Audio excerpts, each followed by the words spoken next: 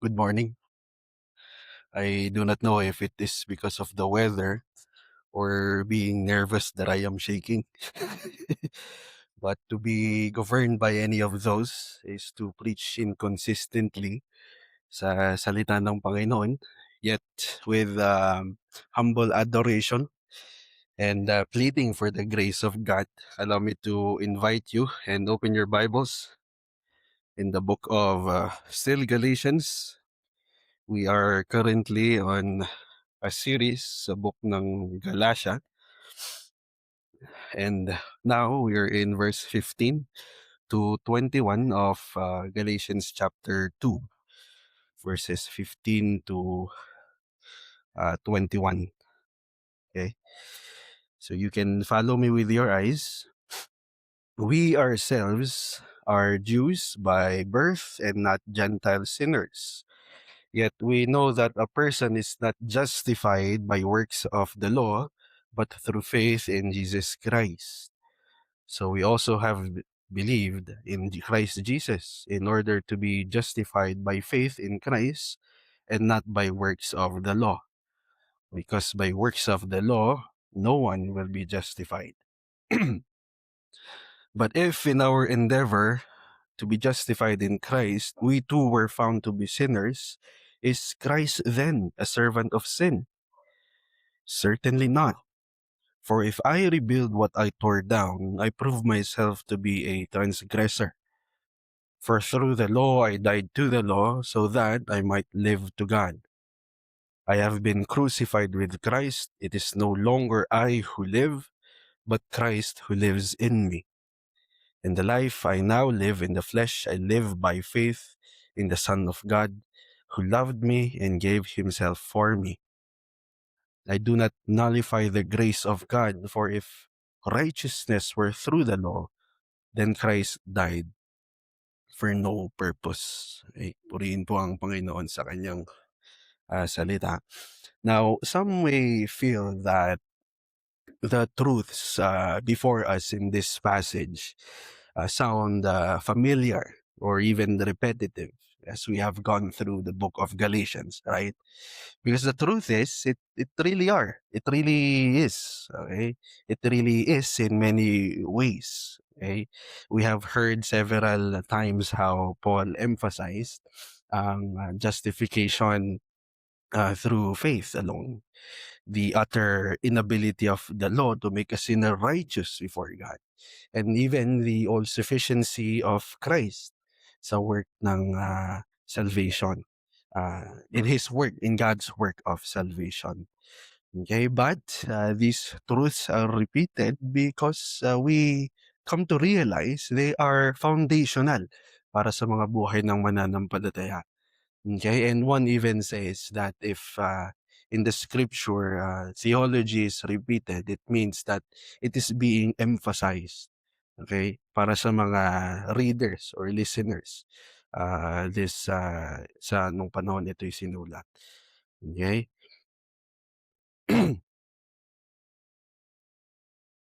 Now, there are few dangers more subtle in the church than the gospel that still uses the right names but no longer rests on the right foundation. Okay? In other words, we hear men, pastors or alike, hindi lang sa Pilipinas, but we can scroll through social media right now, and we hear men still speaking of Christ, still mentioning grace, still professing faith, yet slowly placing the weight of acceptance with God back upon obedience, okay, distinctives or effort, and even through the law. Okay, at gano'n nga yung naging danger nung hinarap ni Pablo si Peter sa Antioch, as we can remember, which is why it is also found to be serious. Okay, the issue was not just about table fellowship or practices of Jewish people. It was not a matter of mere personality, culture, or custom. What was at stake is the gospel truth. Okay? Ganun na lamang ito kaseryoso. Okay, so in this passage, Paul takes us beneath that issue, uh, yung public confrontation na yun, and brings us to the heart of the matter. So it is where it also leads us to ask ourselves again, why was Peter's conduct so dangerous? Why could Paul not remain silent? Okay? And according to Paul, whenever law is brought back in the ground of righteousness, grace is obscured, Christ is diminished, and the cross is emptied of its glory in the minds of men. Kaya sa umaga pong ito ay nais kong halawin ang ganitong mensahe. Paul teaches that sinners are justified only through faith in Christ, never by works of the law. And having died and risen with Christ, they must now fully and wholly live by faith in the Son of God and never return to the law righteousness. They must now live wholly by faith in the Son of God and never return to law righteousness.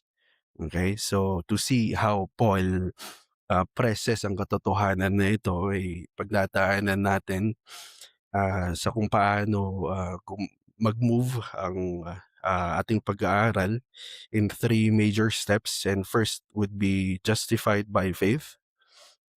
The second is dead to the law. And third and the last will be living in Christ. Okay, so justified by faith, dead to the law, and living in Christ.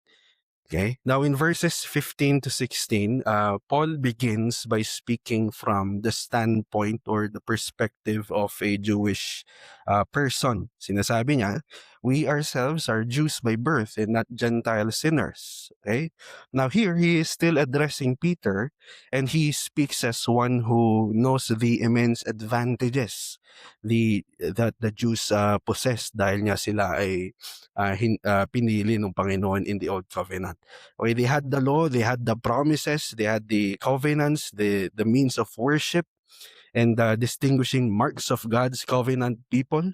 They were not the other nations, not those outside the Commonwealth of Israel, not those whom the Jews commonly regarded as profane and estranged from God.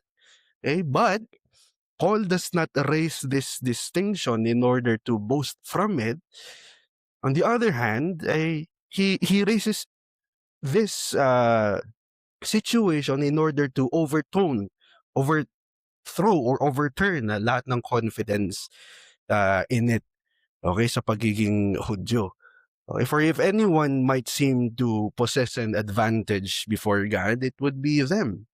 If anyone might appear to have claim upon covenant privileges, it would be within born in that lineage. Right? Yet what does Paul say? Even we, those who were Jews by birth, even those who stood nearest to the ordinances and promises, even we had to abandon all confidence in the law as a ground of righteousness and flee to Christ. Okay, so if we read verse 15, this is not a celebration of Jewish supremacy, okay, or how we look at the issue on white supremacists these days. Okay, no, it is the setting of a stage for the greater humiliation.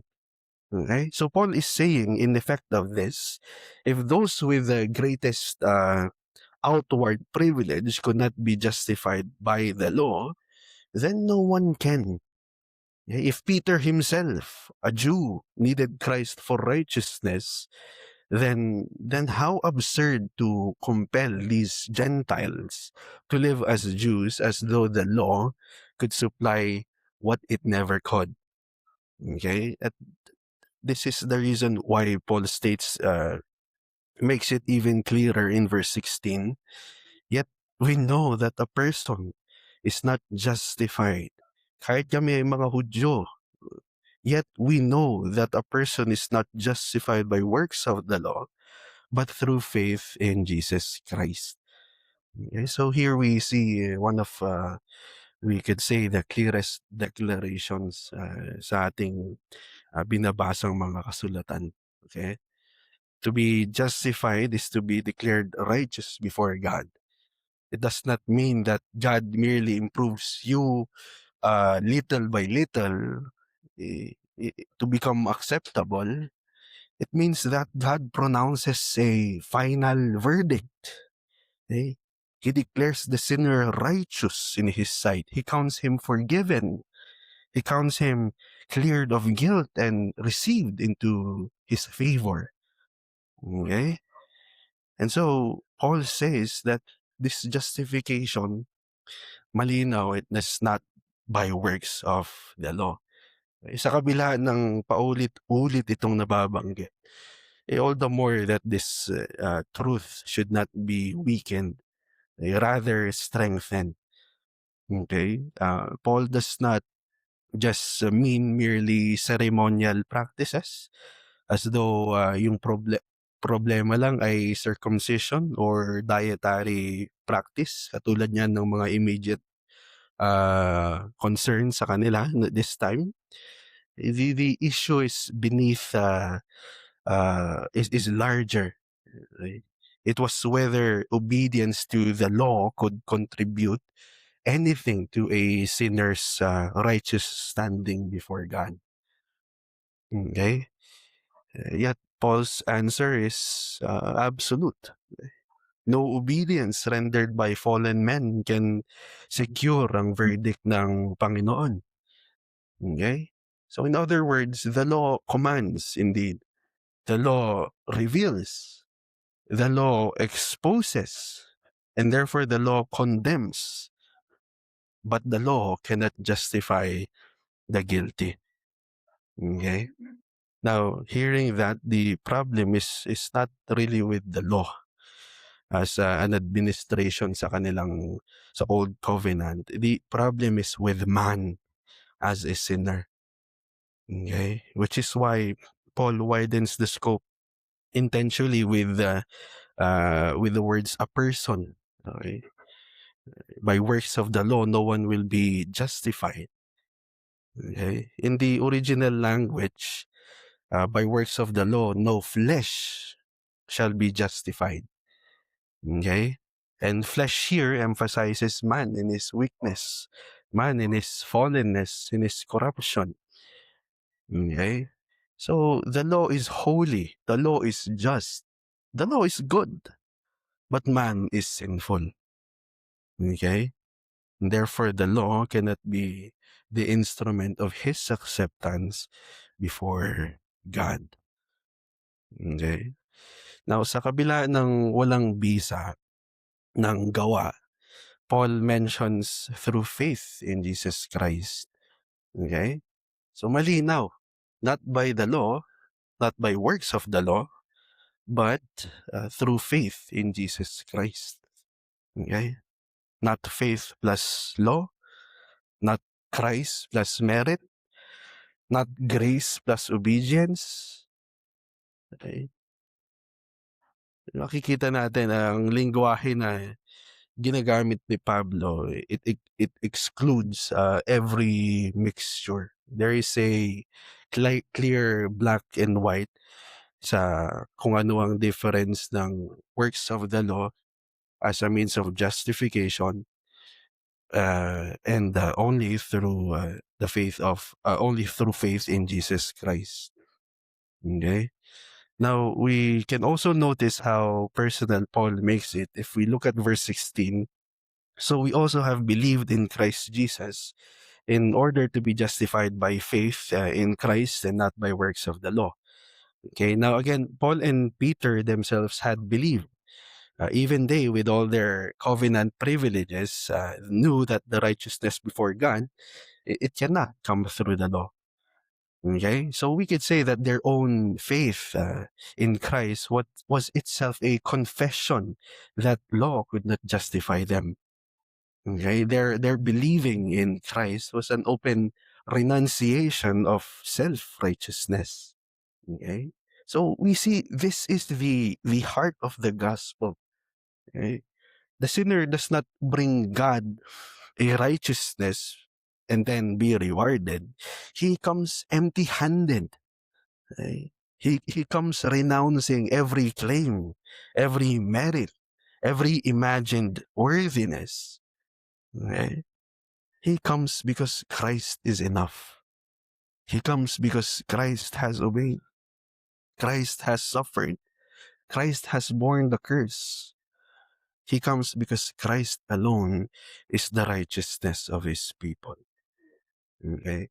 So studying it, this passage guards the doctrine that sinners are justified only by God's grace.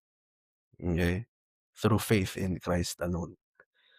Never by any of our works, any of our merits, any of what seems to be good in the eyes of men.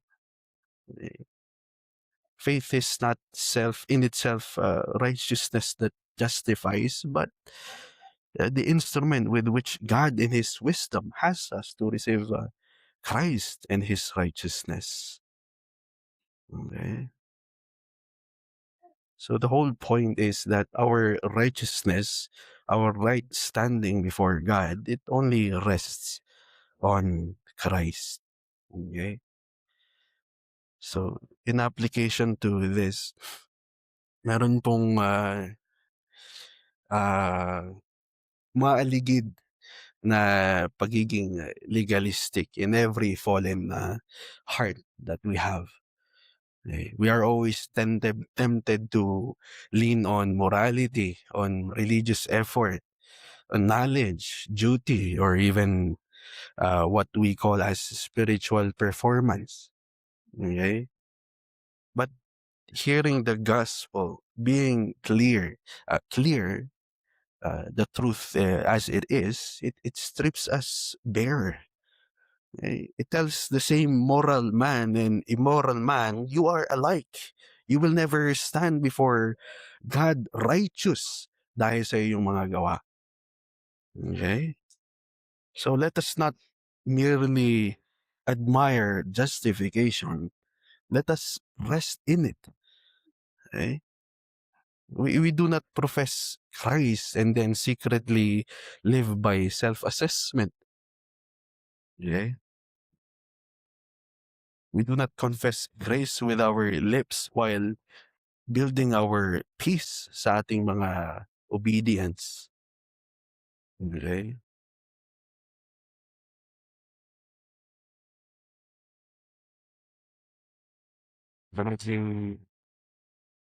I forgot the whole term. It was called MCC.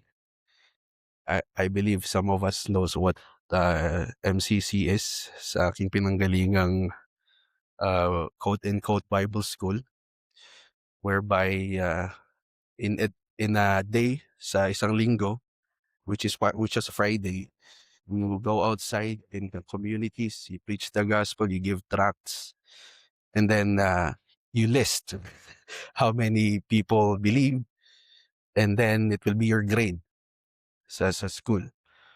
Okay? And hindi po ganon. You know? Kaya lumalabas ang payabangan, paramihan, pataasan ng grade dahil sa ganitong basehan. Ano po? We come to realize that one that adds anything to Christ has not really understood Christ fully. But one that receives him and the faith given by him finds him in a perfect and sufficient righteousness. This is why all the glory belongs to God alone. If there was even a bit that we could have inambag, then we have a bit of his glory, right? But no, all glory belongs to God alone. Okay? So if justification is by faith in Christ and not by works of the law, then the law can no longer stand as the ground of our acceptance to God. Okay, and that leads us to Paul's next conclusion. In Christ, the believer has died to the law. Okay, so we finished with justified, and then justified through faith, and now we're on to our second point, dead to the law. Okay, so again, having declared that a sinner is justified not by works of the law, but through faith in Jesus Christ, Paul now answers an objection. If righteousness is not through law, if even Jews must come to God as sinners needing grace, then does this mean Christ is a promoter of sin?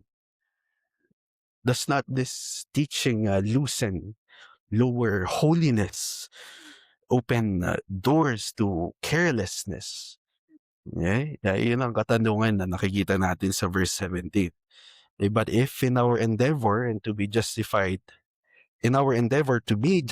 in Christ, sa ating pagsisikap to be justified in Christ, tayo pa rin ay guilty, we too were found to be sinners, is Christ then a servant of sin? Eh, we see Paul's immediate yet thunderous, kung tawagin ng iba, na sagot. Sabi niya, certainly not. Parang sinisigaw eh. Certainly not. Marapat lang na ating maintindihan ng kabigatan sa sagot ni Pablo. Okay? Sa mga rhetorical questions na ito.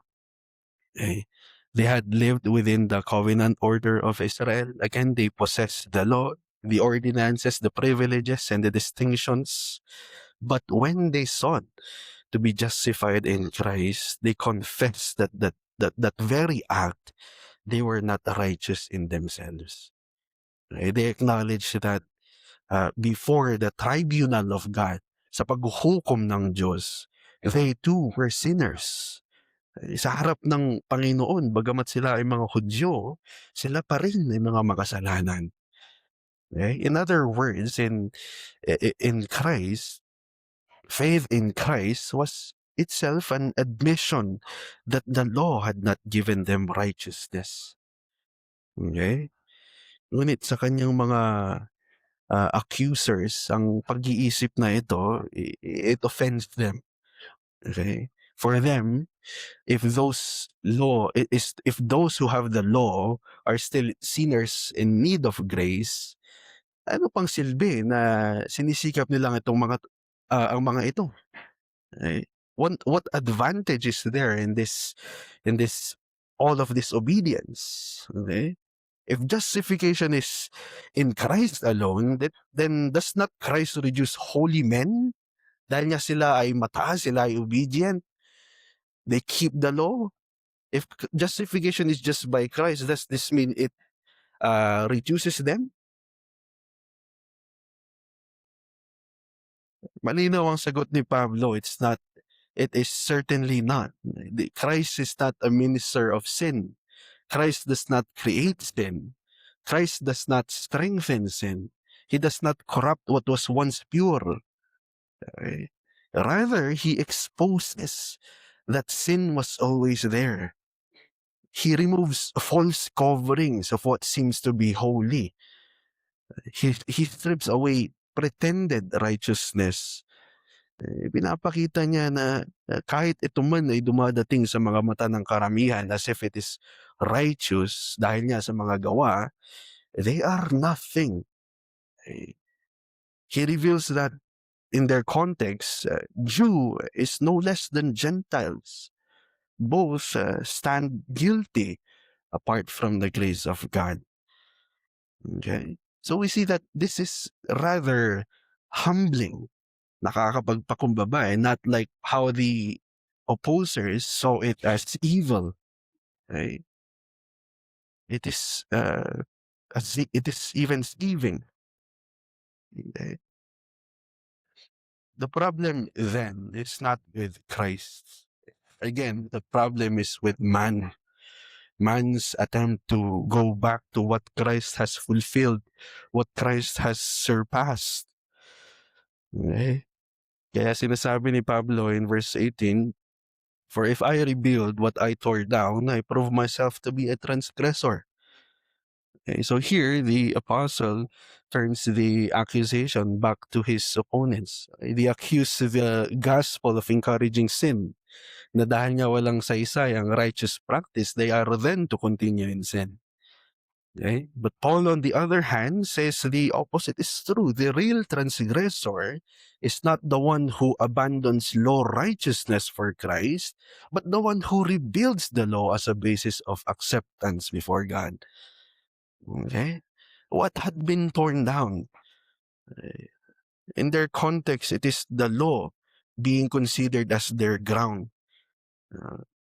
The law being a dividing barrier between Jew and Gentiles. Paul had not torn down the law as though it were evil in itself. Malinaw ito kanina. The law is holy, just, and good, but he had torn down every confidence in the law as a means of acceptance, as a means of righteousness, as a means of justification sa ating Panginoon. Okay? In their context, he had torn down the wall that made Jewish distinctives or practices na kailangan tanggapin ng mga hentil bago sila ay makabilang sa pamilya o mga tao ng Panginoon. Okay? So, what would it mean if this was rebuilt? Okay?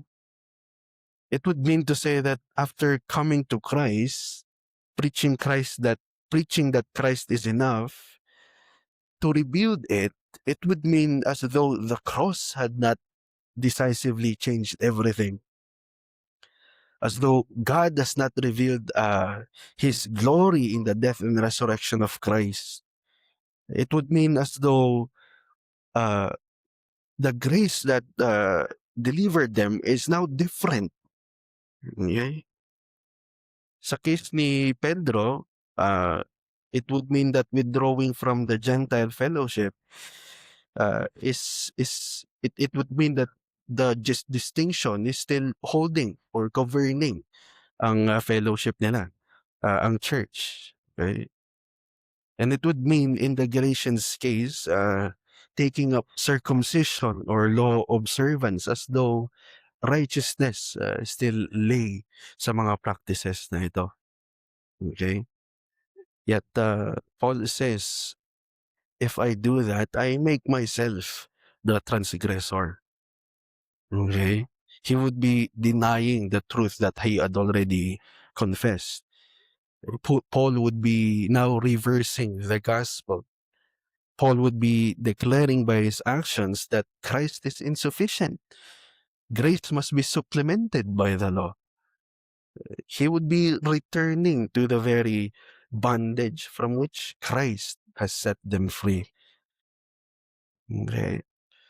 So this is why Paul explains further ang kaalaman natin patungo sa justification in verse 19. Okay, for through the law I died to the law so that I might live to God. Okay? So the law for Paul, when rightly understood, could never be his savior. It could command, but it could not justify. It could reveal sin, but it could not remove guilt. It could threaten and condemn, but it could not give life. Okay? So the more truly we understand the law, the more impossible it becomes for us to seek righteousness from it. Okay? So through the law, sa ating binabasa in verse 19, Paul died to the law. Okay? Through it, his sin was exposed.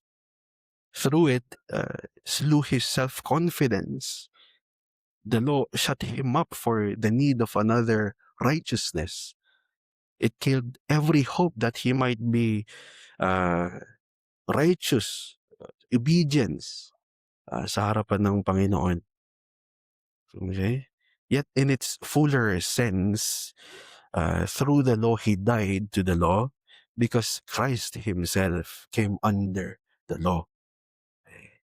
Christ himself fulfilled it. Christ himself bore its curse. In his death, Christ brought the era of law righteousness to its appointed end. Okay?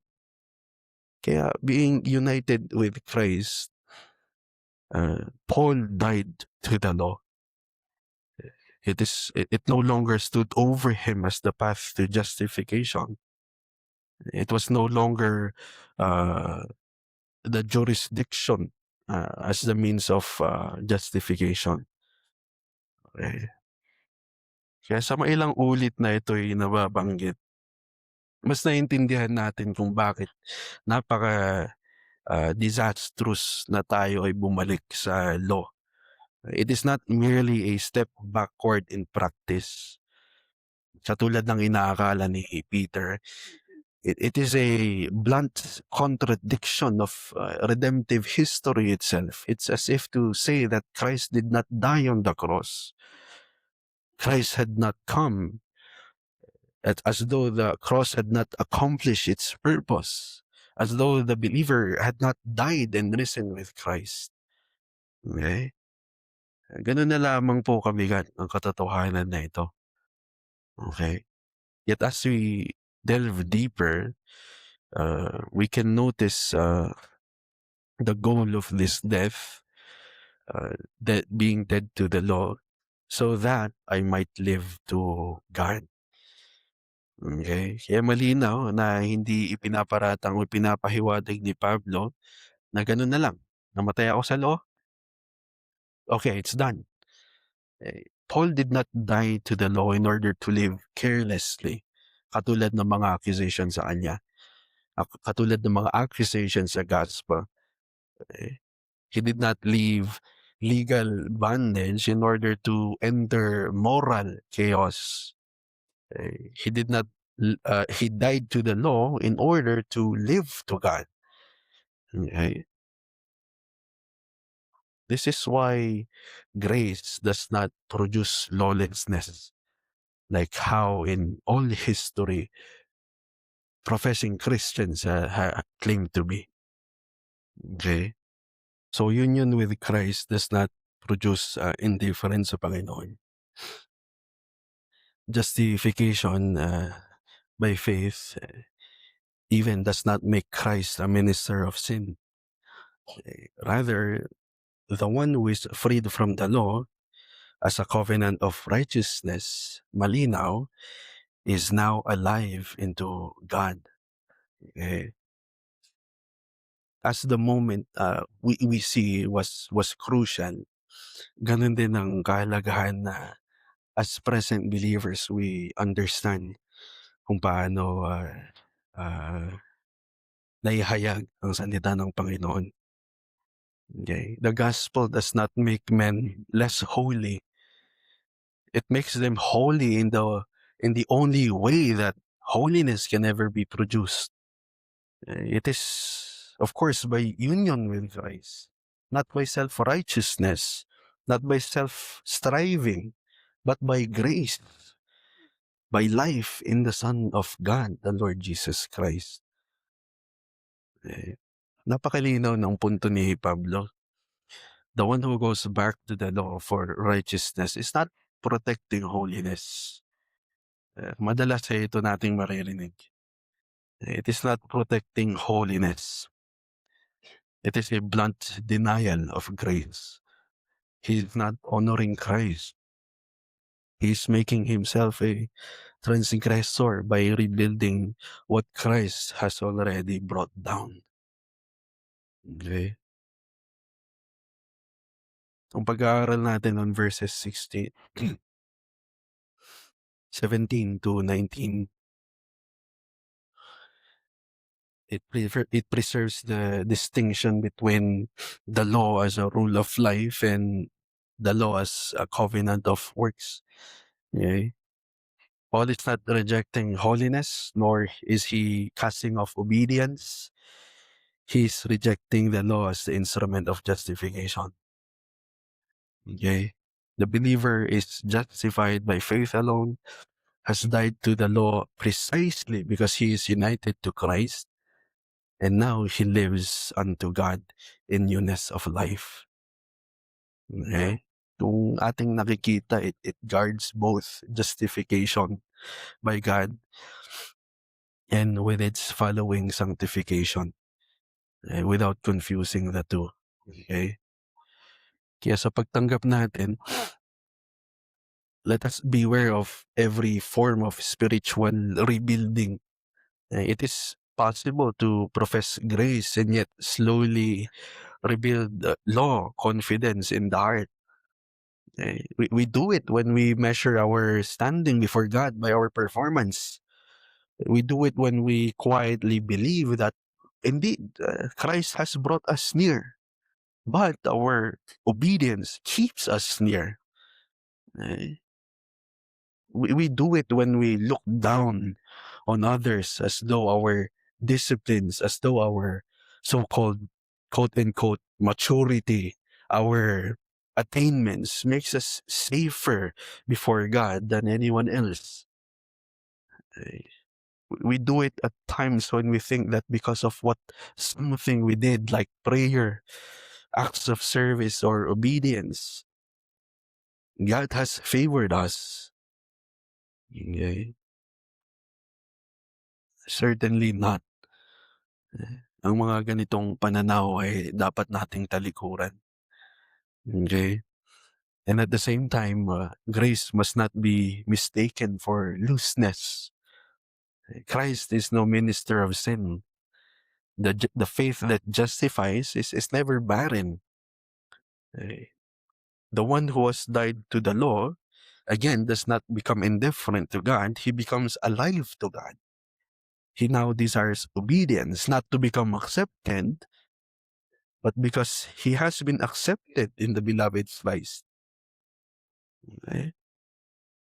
So let the conscience rest where Paul rests it. Okay? Not in the law as a ladder, but in Christ that was crucified. From resting, from that resting place, let each and every one of us walk in newness of life for the glory of God alone. Okay? Yet death to the law is not the end of Christian life. Having died to the law as the way of justification, the believer is brought in a new life altogether. Life in union with Christ, dependence upon Christ, and faith in the Son of God. Okay, so now we're on to our last point, living in Christ, verses 20 to 21. Okay, living in Christ, justified through faith, dead to the law, living in Christ. Okay, so here, Paul brings us to the peak of our text, ng ating tawagin. He says in verse 20, I have been crucified with Christ. It is no longer I who live, but Christ who lives in me. Okay? This does not mean that Paul's person has been extinguished. It means rather that the old Paul, as he stood in Adam, as he stood under sin, under the curse of the law, by his own seeking righteousness, by his own obedience, has been brought to an end in the death of Christ. His former standing is gone. He is no longer before God on the footing of law as a covenant of works, but now lives in union with Christ, justified by faith under grace. This is why Paul can speak so strongly.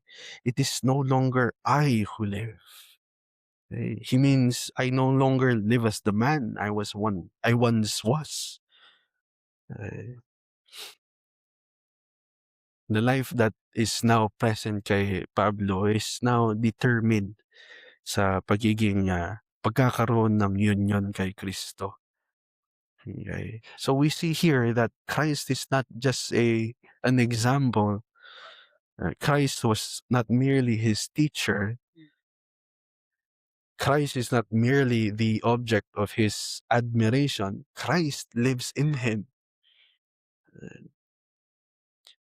Ganito po ang lengguwahe na ating maririnig from someone who understands well ang kanilang union kay Kristo. Ano po?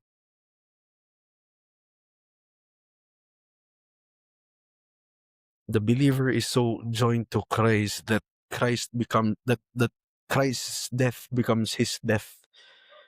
Christ's life becomes his life. Christ's power becomes his strength. Okay? Again, hearing that or understanding that, the attempt na tayo muli ay bumalik sa ating mga gawa as a means of righteousness, it's not merely an error in method, in practice. It is a denial of union with Christ. Okay. So if Christ lives in the believer, then the believer cannot go back to a self-derived righteousness. Okay? And so Paul adds, "And the life I now live in the flesh, I live by faith in the Son of God."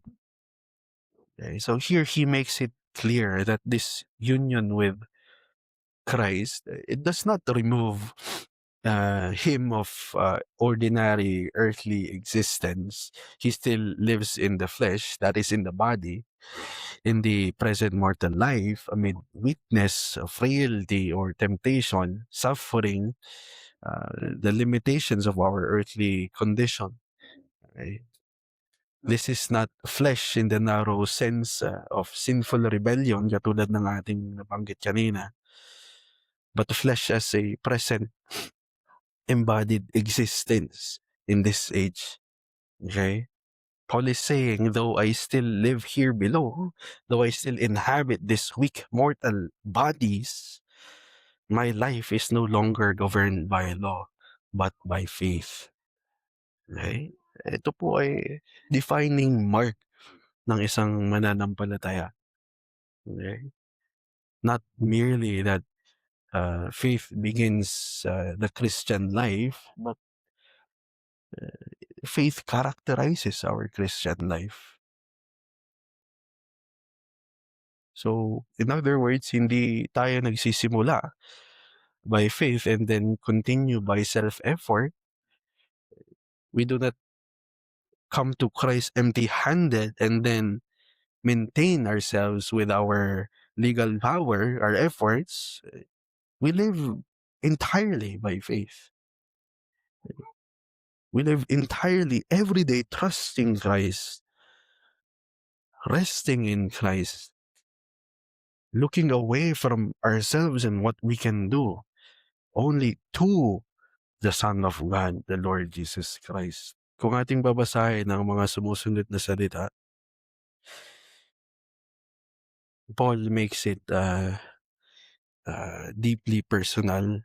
The Son of God who loved me and gave himself for me. Okay. Now, this is not sentimentalism. Not like us, how, I don't know if you have watched some influencers or social media influencers that because of having seeming to have all the favors ng kanilang buhay, they will end up saying, I think Christ is in love with me. And not like this. This is not sentimentalism. This is rather the fuel of faith. We could say that faith lives because Christ loved. Faith rests because Christ gave himself. Faith perseveres because of the self-giving love of the Son of God. Ang paghahandog ng kanyang sarili hindi malabo, napakalinaw, at hindi pangkalahatan lamang. It was definite, personal, substitutionary. He gave himself on behalf of his people. He stood in their place. He bore what they deserved. He gave himself not merely to make salvation possible. And you will equate these truths because you won a lottery. You received a promotion. So as to say that Christ is in love with you. So Paul does not merely say Christ died. He says, in light of redemptive history, Christ loved me, gave himself for me. The believer does not only confess Christ save sinners, katulad ng kanyang sinasabi, in faith, Christ is mine and I am His. This is where the Christian life draws strength. Again, not from what we can do, our obedience, our self-righteousness, our personal worth, but only from a living union with the crucified and risen Son of God, the Lord Jesus Christ. Okay? And this is how Paul brings it into further explaining justification through faith in Christ. In verse 21, I do not nullify the grace of God, for if righteousness were through the law, then Christ died for no purpose. Okay? That is why there is no middle way. Okay? The false teachers wanted Christ and the law. Many in every age want Christ and works. They want grace to begin salvation and effort to complete it. They want Christ to open the door and law to secure standing. But Paul leaves no room for such mixtures. Okay? Either righteousness or is through Christ, or Christ died needlessly because you can do something. Either grace is grace or grace has been nullified. Okay? This is the glory of the gospel. God justifies the ungodly by faith in the Son of God, loved them, and gave himself for them. Right? Verses 20 to 21 brings together ang union with Christ, justification by faith alone, and the beginnings ng isang buhay na patuloy isinisanctify ng Panginoon. Okay? The believer's righteousness before God is only in Christ and received by faith alone. Yet the believer is not left unchanged, for Christ himself lives in him.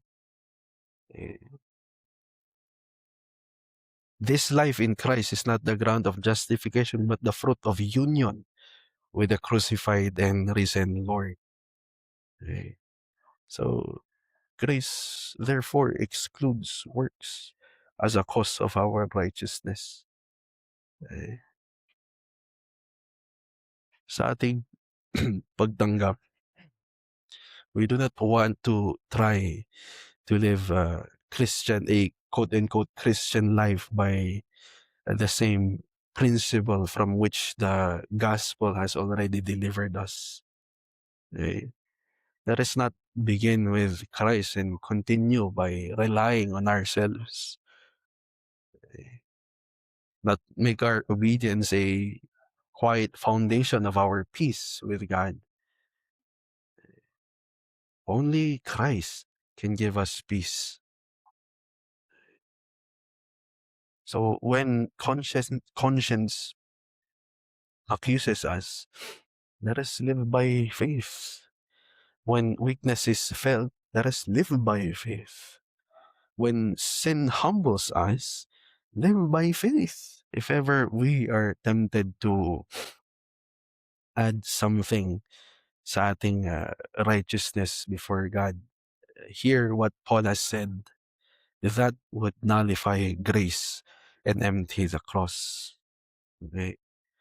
Therefore, in its finality, let us cling to Christ alone, rest in Christ alone, boast in Christ alone. Okay? We are no longer our own. Our righteousness was even never our own. All are in Christ, therefore all glory belongs to God. Okay? Sa ating pagtatapos, we have seen how Paul doesn't leave any compromise sa kung paano natin iintindihin ang pagtanggap ng Panginoon or justification of God. The law cannot justify and Christ is not the servant of sin. The believer has died to the law as a way of righteousness and lives now by faith in the Son of God, the one who loved us and gave himself for us. Okay? So this is crucified faith, dying to all confidence in self and living wholly upon Christ. So let the proud be humble, the weary be comforted, the fearful find rest only in the Lord Jesus Christ. Okay. Ating tandaan ang mga sinasabi ni Pablo. I have been crucified with Christ. It is no longer I who live, but Christ who lives in me. Okay. Tayo po'y manalangin.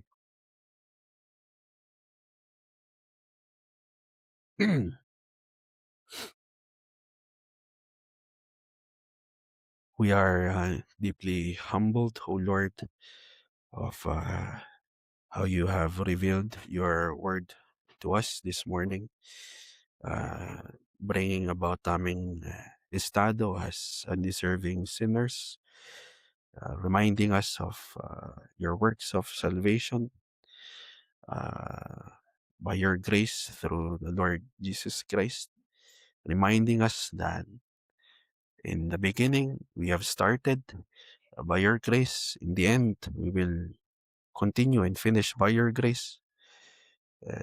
Not any bit of what we can do, but wholly sa inyong pangunguna, inyong pag-accomplish ng lahat ng inyong ay pinagbukas para sa inyong mga hinirang Panginoon. At sa huli, sa inyong kadakilaan lamang. And we pray that these truths held steady in our hearts, O Lord. As sinful as we are, we forget, we err, yet all the more we can plead. We only plead in your grace to hold us, Father. Not that we can cling to you, but that Christ holds us, Father. All of this we humbly ask in Christ's most precious name. Amen.